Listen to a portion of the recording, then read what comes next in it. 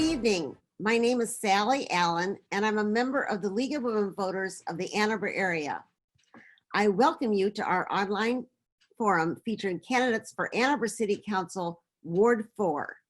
The candidates will be on the ballot in the primary election on Tuesday, August 4th.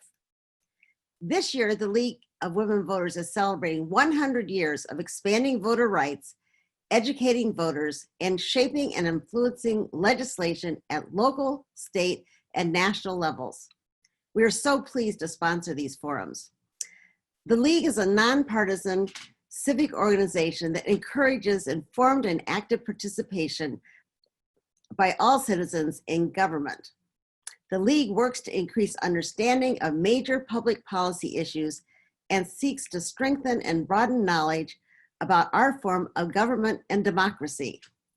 While the League does not support candidates or parties, we do take stands on issues we have studied. One of the League's most important goals is to assist voters in making informed choices at the polls, and thus we bring you tonight's program. Our moderator this evening is Peter Allen, and he will explain the format and get us started. Thank you. Thank you, Sal. Happy to be here. I am also a member of the League of Women Voters. It's my honor to introduce the three candidates running for Ann Arbor City Council from Ward 4. Jen Eyre, Jack Eaton, and Muzgan Sababiastatiani. I hope I did a respectable job on that. Thank you, candidates, for participating with us. The forum today will have the following format. Each candidate will have an opening statement of up to 1 minute. Each candidate will have a closing statement for up to 90 seconds. In between, I'll ask about 6 questions which came from the Ann Arbor community. Each candidate will have 2 minutes to respond to a question. At the appropriate times, a sign on the screen will indicate the time remaining, 30 seconds, and then stop. If you've used up your time, you'll be allowed to finish your sentence, and then your microphone will be muted so that the other candidates have an equal opportunity to participate. The candidates will begin speaking in alphabetical order. Depending on the number of questions, all candidates will have an opportunity to be the first or last to answer the questions. We're now ready, Mr. Eaton, for your opening statement. Thank you.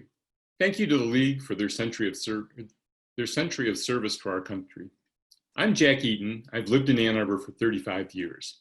I've been married to my wife for 32 years, and we have 2 adult children. I've had the privilege of representing the 4th Ward since 2013. I am proud of my record of listening to voters and representing their interests. This year, I believe the biggest issues we face are the proposals to raise city taxes during a recession and the proposal to relax zoning regulations to allow multi-unit buildings in our single-family neighborhoods. The city faces serious challenges from the recession, and I believe we must protect what is great about Ann Arbor while we resist the urge to increase financial burdens on our residents. I hope that you will agree our challenges call for the serious leadership and extensive experience that I have. Thank you.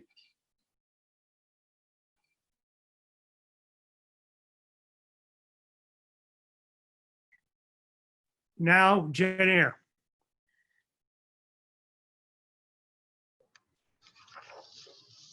Hi, I'm Jen Eyre, and thank you so much, everyone, for hosting this great event that is so educational for voters. I chose Ann Arbor to raise my family because we're a progressive community. We're a community that values diversity, that values protecting the environment, and that values taking care of the most vulnerable among us. These are core Ann Arbor values, and they're my values too. But we've been through a lot of changes in the past 20 years since I first moved here. And right now, Ann Arbor's at a crossroads. People are being priced out and left behind. The pandemic is hurting our local businesses and our city budget. Here in Ward 4, we have some big local issues that need addressing, like power outages and flooding. We need new leaders who will take bold, creative action to move us forward. In these times, the status quo just isn't an option. As a city council member, I will work to improve basic services like roads and water, and I won't back down from tough issues like affordable housing and climate change. I'm asking you to join me. Thank you. And now, Muskan.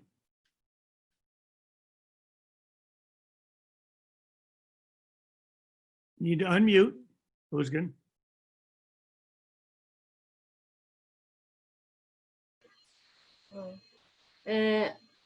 I'm Dr. Mujgan Sababi Isfahani. I am an environmental toxicologist. I have published dozens of articles on water contamination and water pollution and impacts of environmental contaminants on children. I stand for $15 minimum wage and immediate cleanup of Gilman dioxin contamination. This is a disturbing fact that Ann Arbor is actually sitting on a Superfund site. I want to see an immediate city cleanup of this toxin. I am also a human rights advocate. I have been fighting against racism since I arrived in New York City all those years ago. I have fought against the apartheid state of South Africa. I've fought against racism. I have joined multiple protests against police brutality. And I've also brought the resolution against military aid to Israel to City Council. These are difficult times, but what it has shown us is that we must turn to the public and away from the private. Thank you very much. Thank you, Doctor. We're now ready for the questions. I'll be reading a question once, and it will not be repeated unless requested. To begin tonight, we'll start with Jen for the first question. Here it is. The questions we receive from community members fall into several key categories. Some have been around for a long time: housing, affordability, gentrification, environment. And based on some recent events, we now definitely come to the forefront some new issues such as safety and police reform, racial justice, diversity and inclusion, and the city budget challenges due to the pandemic. So here's the first question. Which of these areas do you think you have the most passion and the most capability to make a difference? Jen? Unmute. Thank you. For me, one of the biggest, most important issues really is housing. All of these issues are so important, and I'm passionate about racial justice. I've been fighting for criminal justice reform since 2016. I'm concerned about the budget and the impact of COVID, and those are things that I will work on diligently. But if I have to choose one, I'm going to say for the long-term health of our city, housing is probably the issue that I'm most concerned about as a city. We have so many people, first of all, who would love to live here but can't. We have 84,000 people commuting into town every day. This has been a result of incredible job growth, but a lack of housing growth. And how we deal with that as a community is, in a responsible way, where we can promote growth away from our neighborhoods, but concentrate it downtown and along our transit corridors in ways that will help improve the quality of life for folks who currently live here, because the less we have with people coming into town, the more we can reduce our traffic, especially if folks are concentrated around those transportation corridors. And also, improve the quality of life of those who would like to live here but can't afford to, those who work here, people who work in our service industries and at our hospital and other places. So there are a multitude of things that we need to do to address these issues. Some of it involves new market rate housing. Some of it involves funding housing, affordable housing, workforce housing for our population. Thank you, Jen. Now, Muskan?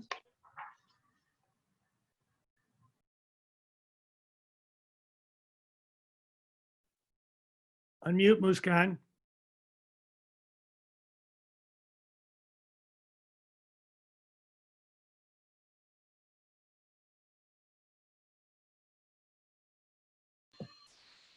Okay.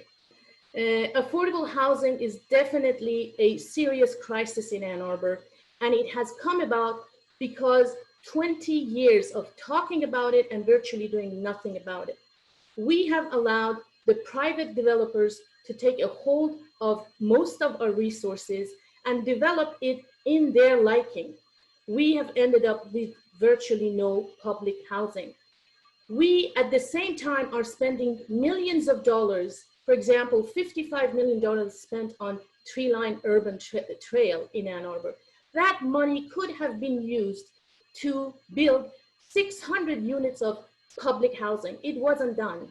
And I tell you why it hasn't been done, because working people, people of color, people of low income have virtually no representation on city council. I intend to be the voice of those people.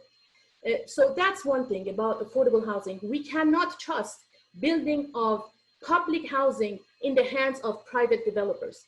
If Corona has taught us anything, it is that the needs of the public, the health needs of the public, housing needs of the public cannot be trusted to private developers or private healthcare system.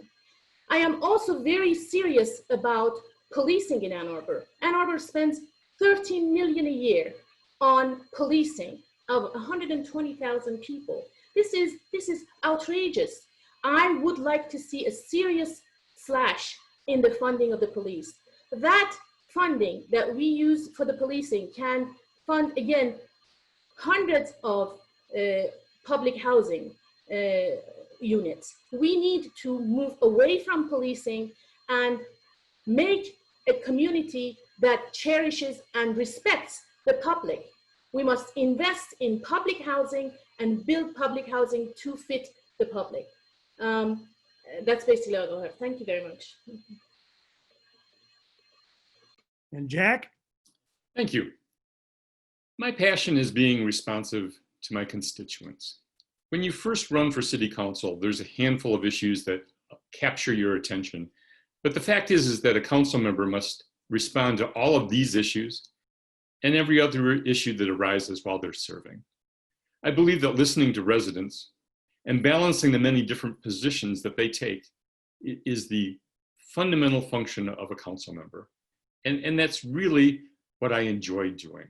I, of course, emphasize environmental issues, labor issues, criminal justice reform, but in reality, there are hundreds of other issues that come before council, and you need to be able to listen to all of your constituents and weigh and balance all of their interests before you make a decision as to how to proceed.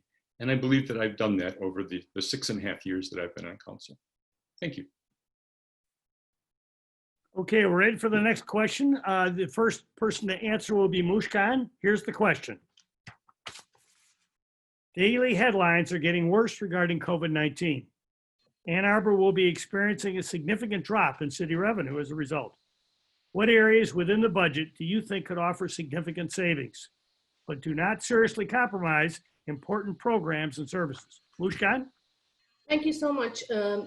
I believe that at the time of a pandemic, where we are looking into probably 100,000 people infected every day, pretty soon, this is a catastrophic situation, and the private healthcare system has totally failed in protecting our public.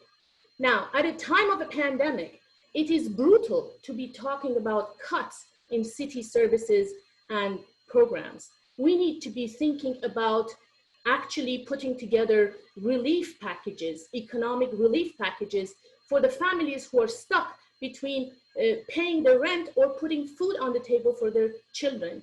We must start thinking about how to fund those packages. At the same time, we are funding the police in huge amounts, 30 million a year. And I would like to see that slashed, in fact. And that fund can go into uses of the community, building community development, or things that can reinforce the bond between people of this town. And we must not think about cutting. We must think about providing relief to people who are facing this catastrophe. Again, I am thinking that police budget is a good place to start. we can start cutting that. We've also squandered a lot of money by spending it on things like this tree-lined urban trail. We have made wrong choices, and it is time that we make the right choices by providing packages to those who need it in this pandemic. It is a devastating time, and we must not abandon the poor. We must help them get through this pandemic. Thank you very much. Thank you. Jack? Thank you. The city is facing some significant economic challenges because of the pandemic-caused recession. We're fortunate to have Tom Crawford as our interim city administrator. Tom is 16 years as our chief financial officer, including bringing us through the last recession. He's identified $10 million worth of cuts in this next budget, which will not compromise our basic services and our essential infrastructure. But these cuts are just the first effort. As we proceed into this recession, we're going to see ever increasing needs to fund human services, both housing and food crises.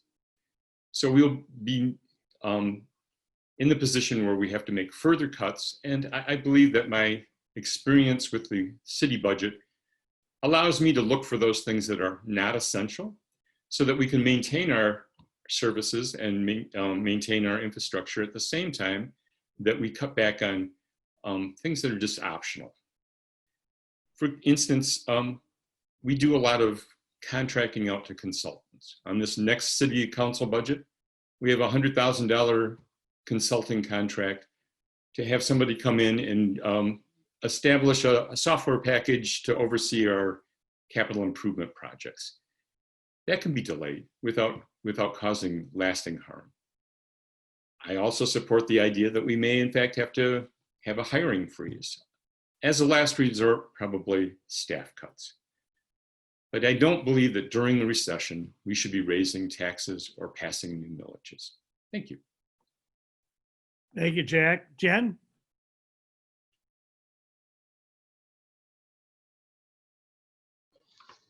Thank you. The first thing I'll say about budgets is that they are moral documents. What a city decides to fund is a direct reflection of that city's values, or it should be. So this is even more stark and clear during a budget crisis like the one we will be facing.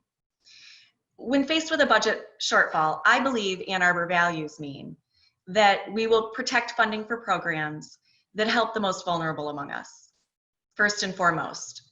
And of course, we must protect funding for the basic services that ensure the health and safety of our residents. Beyond that, it's a matter of prioritization and triage, if you will.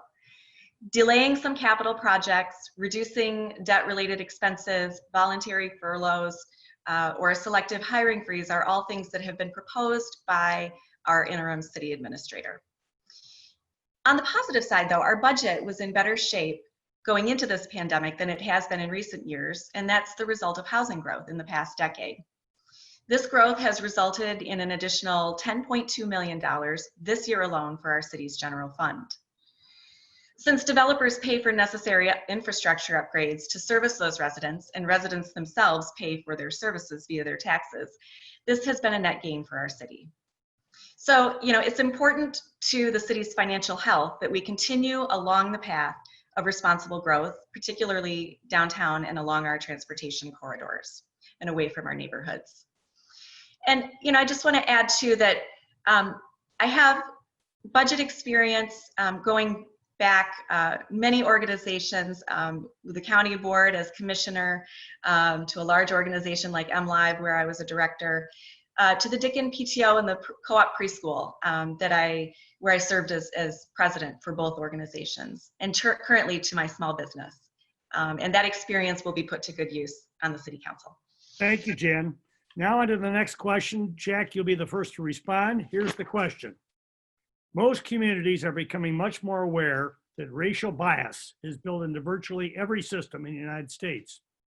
And while Ann Arbor takes pride in winning many Best City to Live in awards, It ranks poorly in income inequality and is identified as an economically segregated area.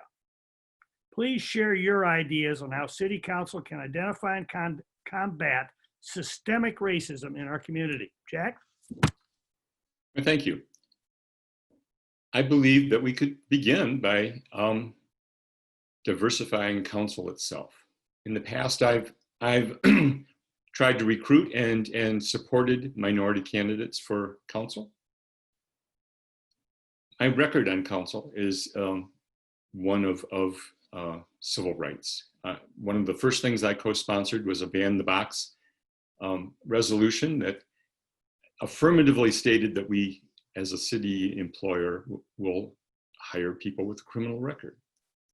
I have sponsored an ordinance to protect immigrants and their communities. For the last 5 years, I've worked diligently to get us a meaningful, powerful, independent police oversight commission. I'm proud that I was part of picking a new reform-minded police chief. I'm also proud that we're working to diversify our police department. I've supported the cooperation that we have with the counties, with the county on the One Community Equity Initiative. Again and again, when we have an opportunity at council to do something that will serve our minority communities and the community at large, I've been there as a co-sponsor, a sponsor, and a supporter. I'm proud of my record. I believe that we need to recognize that issues like housing are regional. And so when you say that we're an economically segregated community, it's really our whole county that's segregated. It's not just the city of Ann Arbor. Ann Arbor is by no means the wealthiest community in this county. And we have to work cooperatively with other communities to address our regional needs, including housing. Thank you. Thank you, Jack. Jen? Thank you. I believe government has a big role to play in promoting racial justice throughout our community. You know, local government historically has played a big role in creating racial injustice, and now we must take steps to remedy that. Ann Arbor has taken many steps already, but there is so much more work that we need to do. Diversity is actually in our city's mission statement, and that's because it's a core Ann Arbor value. I believe that we must pursue diversity and equity in everything we do as a city, in housing, in transportation, in the environment, and how we handle the environment and pollution, in the justice system, in representation on city staff and boards and commissions, and more. Criminal justice in particular is an issue that I've been working on for many years. When I left the Ann Arbor News in 2016 and moved into communications, my first client was actually the ACLU of Michigan, helping them to create and launch their Smart Justice campaign. In Ann Arbor here, we have a fantastic partner in Chief Cox, who frequently says that policing, or the police don't own policing, the public owns policing. So some specific things that I would do is explore expanding the responsibilities and the oversight of the Police Oversight Commission, support a thorough review and revision of use of force measures, reject attempts to add police officers for proactive policing, as Mr. Eaton did during the budget process last year, champion efforts to divert people from jail and into necessary social services programs, advocate for new training to reduce potentially hostile interactions between police and citizens, and maintain the city's refusal to cooperate with ICE and increase protections for undocumented immigrants here in the city. Thank you. Thank you, Jen. Muskan? Thank you. Despite everything that Mr. Eaton and Ms. Iyer say, what has happened in Ann Arbor for the past 20 years has made this town much more segregated than it has ever been. We live in a fully segregated community. Many people of color, many Black people have been pushed out of Ann Arbor because of the luxury housing that Ms. Iyer so much loves is out of touch. They cannot reach those luxury housings. They are not just new housings, they are luxury housing out of reach of many people who lived here. They've had to move out. So we have this massive problem of segregation. How do we remedy that? There is ways to do it. For example, the University of Michigan has pledged to have 10% Black enrollment. That was 50 years ago. And to this day, that is not happening. The city can get together with the University of Michigan and make that happen.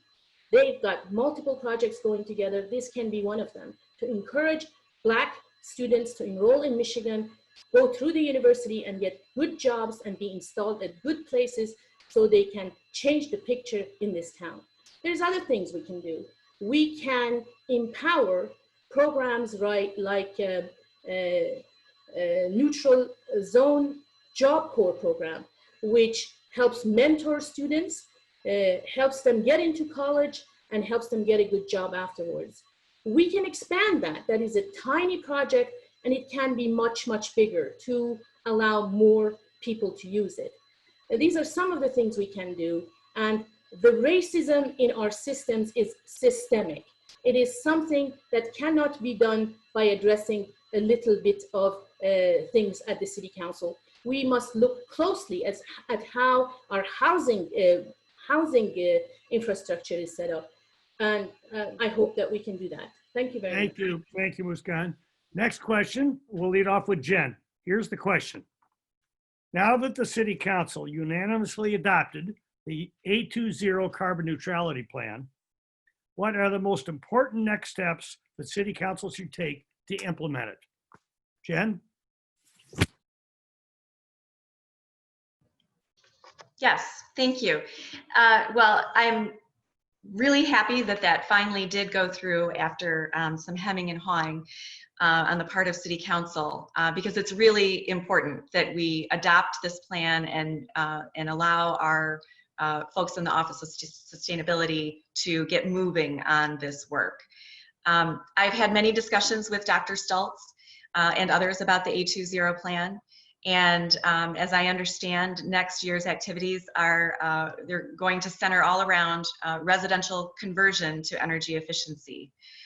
This is really exciting work, and council can, do its part by continuing to provide the funding for the work to continue. I was disappointed when Councilmember Eaton and others voted to once again take away the stable multi-year source of funding for our climate action plan last month. And thankfully it's survived, the mayor vetoed that effort. So specifically, I think we're going to be looking next year at seeing some packages put together to do that residential conversion to energy efficiency. I understand that the work is going to begin with low-income residents and providing help and grants for them to convert their residences, and then the market rate sort of higher income folks will follow. This is really exciting work. It involves developing a community solar program as well. Establishing a bulk purchase program so residents and businesses can get on-site renewables for a discounted price. These are all really exciting things already in the budget for 2021, and I fully support these activities. Thank you, Jen. Next, Muskan, please. Thank you so much. Of course, it is incredibly important to make sure we remove our carbon footprint. The whole of the Western world has been extremely consumerist way of life that the Western world has created this condition. And the result of it will make the people in the third world suffer greatly. And I'm very glad that this 820 proposal has gone through. I'm very glad about it.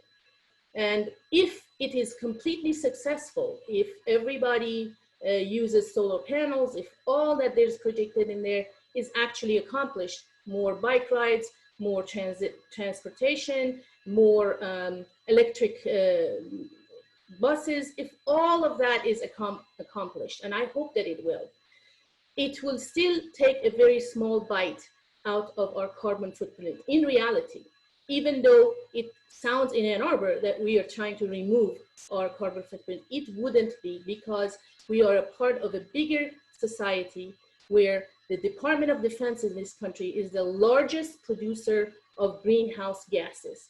And we must face that fact. We must see what our share is in the amount of funds that from our taxes goes to the Department of Defense. So to actually pretend basically that what we do in Ann Arbor suffices to remove our carbon footprint is basically fooling ourselves. We need to be much more bold, much more courageous, and look far deep into what we are as a society in order to be able to successfully remove our carbon footprint. I propose that we look carefully to see how much we contribute to the US Department of Defense, which is basically an organization that kills people. And we want to make sure we don't contribute to them. Thank you. Thank you, Muskan. Jack? Well, thank you. So I'm proud to have offered the amendment to our climate emergency resolution that moved our carbon neutrality goal from 2035 to 2030, and that was adopted unanimously by Council. That resolution also asked for a draft plan to accomplish that goal, which resulted in the A20 plan. Fundamentally, we have to recognize that the A20 plan is what Dr. Stoltz calls a living document. It will go through modification as we go and learn from our experience.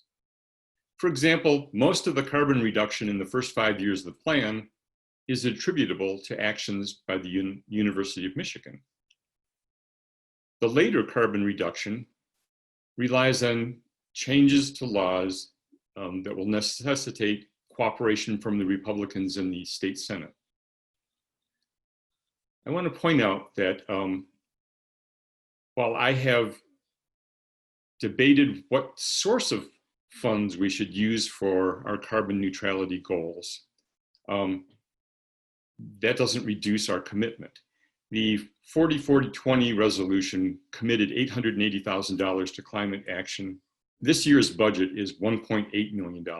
So without regard to where that money comes from, we're spending far more than what was provided through the rebate from the mental health millage. I believe that we must measure our success on carbon neutrality, not by how much we spend, but on how much we reduce our carbon output. That we'll be assisted in that effort because we insisted that the Office of Sustainability report back to Council quarterly on their progress to reduce carbon. I'm proud of my work on these issues, and thank you. Thank you, Jack. Next question. Muskan, you'll be the first to answer this question. In canvassing your constituents, what seems to be their most important concerns? Laurel. Thank you so much. I spoke to some people when I had a chance, and I think the one thing that in my campaign really appeals to a lot of people in Ward 4 is the $15 minimum wage. This is not a luxury. It is a necessity at this stage. Even if people make $15 minimum wage in Ann Arbor, they would be forced to spend 3 weeks of their monthly income on their rent. This is how badly this community has been impacted by private developers that build luxury housing. The $15 minimum wage is a necessity for Ann Arborites if they have a family to feed. So the thing that has been quite resonating with the public here is $15 minimum wage. And I am, to my knowledge, the only candidate in the entire city of Ann Arbor who has pushed for $15 minimum wage. And I intend to continue pushing for it. And if there are obstacles in its way, I am determined to remove them because our public needs it. It is not a luxury. People need it to pay their rent. to pay their childcare, to pay their transportation, and we need to do it. If there are obstacles in this way, I am prepared to fight and remove them. I know that Mr. Eaton, for the 7 years that he's been on the council, has paid no attention to this serious matter. There are examples of very successful $15 minimum wage successes in the United States. More than 30 cities across the United States are paying workers $15. The most successful example is Seattle, which is paying their workers $15 an hour, and that has actually enhanced the local economy because it has released money into the hands of people who are now able to spend it, and the whole of the economy has improved. Thank you very much. Thank you. Jack, please. Thank you. What I find when I talk to voters is that they want a city government that listens to them. This community has very intelligent residents. They don't want council members who believe they know better than the residents. The issues that come up in particular, though, are our taxes, our roads, the very basic things that a government is responsible for providing to its citizens. Our community has good liberal values. They want aspirational goals, such as carbon neutrality, affordable housing, and police reform. But they don't want those things to be at the expense of the basic services and the essential infrastructure that are core to the government's responsibility to its residents. So I believe the biggest issue is that voters want to be listened to, and they want council to act upon their concerns and not pretend that they know better than what voters know. Thank you. Thank you. Jen? Thank you. Well, when I talk to voters, I do hear about some of the other things that we've been talking about: police reform, affordable housing, climate action. But I want to talk about some very specific local issues that voters in Ward 4 are frustrated with. And they're frustrated with council, not because council doesn't listen, but they're frustrated with council because council doesn't act. They're not taking action, and they're frustrated with their council members for it. So some specific issues: obviously roads are a big one that happens across the city, but I propose that that we should, at this point, consider using the city's bonding authority to take advantage of low-cost borrowing and put people back to work on infrastructure projects without raising taxes. They want complete streets that are safe and equitable for all members of our community. I will support adding bike lanes that are protected whenever possible, filling sidewalk gaps, and adding traffic safety measures, something that this current council has voted down several times over the past year or two. For example, I recently went on a walking tour of Lawton neighborhood with several parents who are very concerned about increased traffic and traffic patterns changing around the school. It's become so dangerous that they can't even have student crossing guards anymore. I will work with residents on these types of issues, and I will keep working until we get solutions. And flooding. Residents are frustrated with the continued flooding and the lack of action on those retention ponds that were supposed to be built to hold water from in the Mallets Creek Drainage District. I'm somebody who's had a flooded basement, been through the footing drain disconnect program. I know how frustrating it is, and I will take action on it. And finally, power outages. We lose power in the 4th Ward with a frequency that is absolutely unacceptable. I will work with the Michigan Public Services Commission to compel DTE to make the necessary upgrades to its infrastructure so that we have reliable power once again. Thank you, Jen. We're already to the last question. Jack, you'll be the leadoff here. Here's the question. The Greenbelt millage designates 1/3 of the proceeds for the acquisition of parkland within the city limits. Due to the lack of recent parkland acquisition within the city limits, the city portion of the fund has now accumulated a $6 to $7 million balance. Our city has 163 parks spanning 2,188 acres. Should this fund balance be used to acquire additional parkland while there's still land available, or does Ann Arbor already have enough parks and a better use for the money? Jack? Thank you. That's a good question. So actually, we have some ambitious park-like projects on the horizon, including the tree line plan, the tree line trail. But there are some opportunities within the city that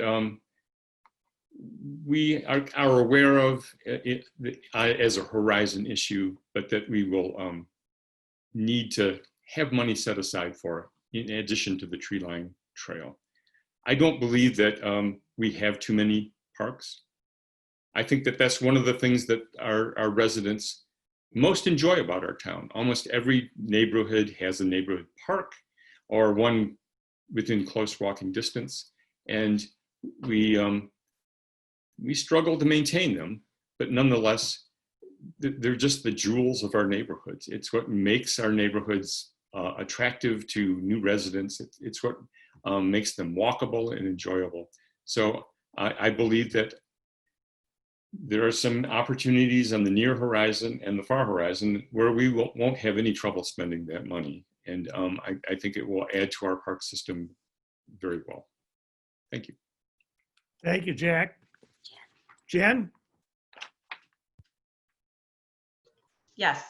So it's a great question. It was actually the passage of the Greenbelt in 2003 that was one of the key reasons that I decided, it really cemented my decision to stay here in Ann Arbor and to raise my family.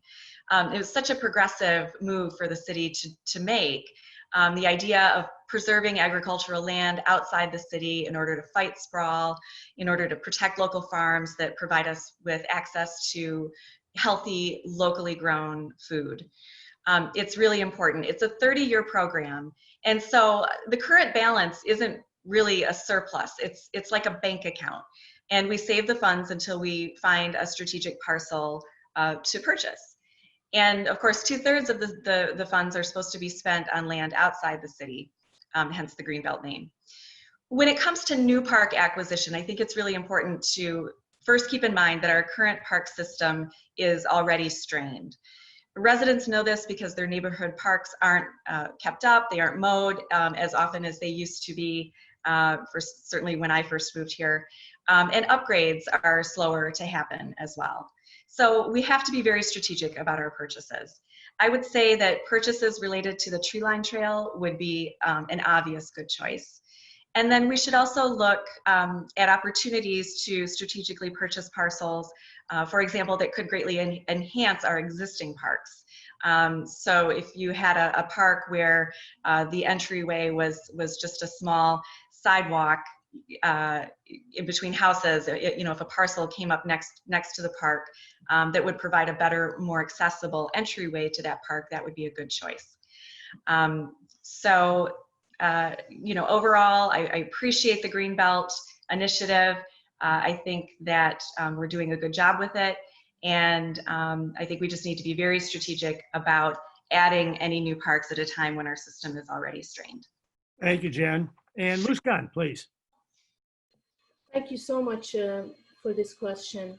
Again, I want to go back and tell everyone how I feel about refocusing and readjusting our needs in this town. We live on top of a large contamination. Gilman dioxin contamination is the largest it has been. We are receiving PFAS toxins in our water. We have been for the past 2 years. This is what I mean by adjusting ourselves to the problems that are at hand. We don't have public housing. Thousands of people are forced to wait for vouchers. At a time like this, I like parks the best, just like the next guy, but I think to dwell on those kinds of funds for those kinds of activities really baffles me. We need to focus on clean water to drink. We need to clean up this Gilman dioxin contamination. The $55 million that they spent on Tree Line Urban Trail could be used to clean up the Gilman dioxin contamination immediately, completely, forever. No more 30 years of waiting, no more begging the EPA to come and clean it up. They won't. That $55 million can give us more than 600 units of public housing. Ann Arbor, we need to refocus, we need to think carefully and readjust our priorities. As I said, I like parks just like the next person, but this is time where we must address much bigger problems that the city has failed to address for the past 30 years, hobnobbing with polluters and surrounding ourselves with old party hacks is not going to deliver us from the ditch that we have dug ourselves into with the help of the mayor and the city council members. Thank you, Ms. Khan. Reprioritize. Thank you, Ms. Khan. We're now ready for the closing statements. We'll begin with Jack Eaton. Jack? Thank you. And thank you to the League for this opportunity to reach voters. The city is facing serious challenges. This is not the time for on-the-job training. Neither of my challengers have been elected to a local office. Neither has served a full term of office. Neither has served during deliberations on a local governmental budget. There's no simple or magical solution to the budget shortfalls the city faces. I've served on Ann Arbor City Council for 6.5 years through 7 budget processes. I understand the budget. I know the basic services and essential infrastructure the city must fund. I will identify the budget items that are not urgent or necessary that can be cut, delayed, or reduced, even those that I've supported in the past. I have a long record in office, and it's likely that you disagree with me on one or more of my votes. But I believe that if you look at my full record, you will see that I've tried to balance the different views of my constituents. The city will have about $10 million less in funding than expected next year. Addressing these shortfalls will require steady, experienced council members who can weigh the competing interests and provide the best services possible.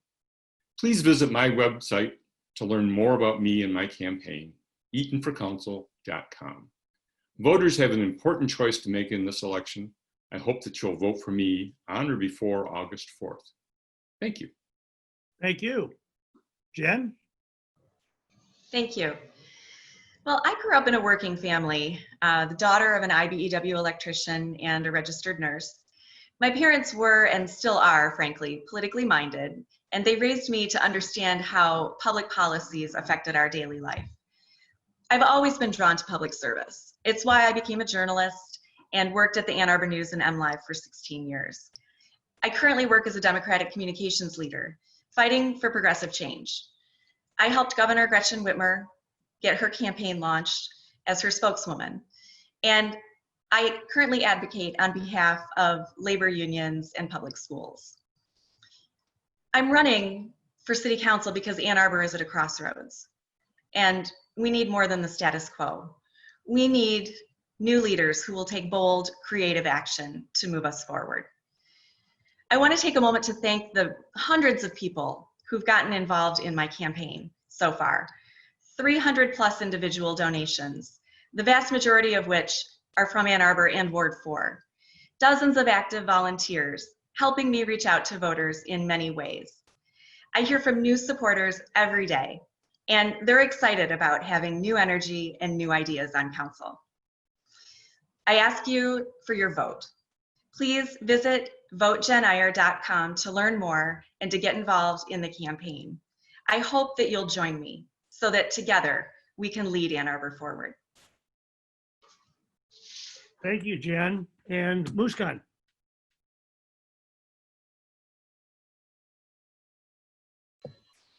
Thank you so much. I am here to be the voice for the people of color, for working people and low-income people in Ann Arbor. That voice is virtually missing on Ann Arbor City Council.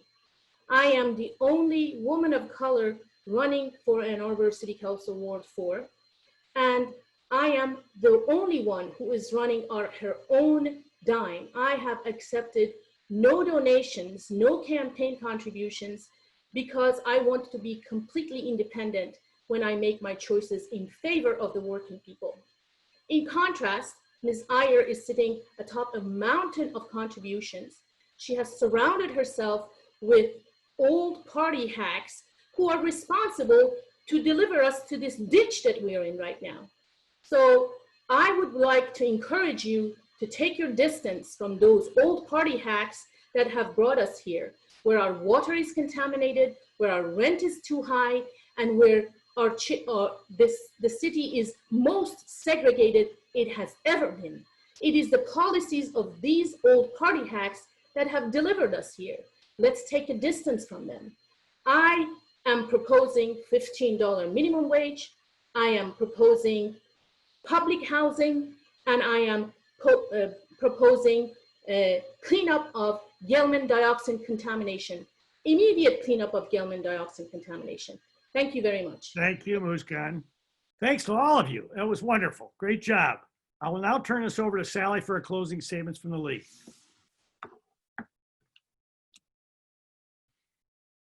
The league thanks all the Ward 4 candidates for participating in tonight's forum and to all those who contributed questions. All our candidate forums will be available for streaming on your computer and your smartphones. Go to our website, lwvannarbor.org, and look for the link to the programs. In addition, the forums can be viewed on CTN. For additional nonpartisan information on candidates and ballot issues, go to vote411.org, which is the League's voter resource guide covering local, state, and federal candidates and current proposals that will appear on your ballot.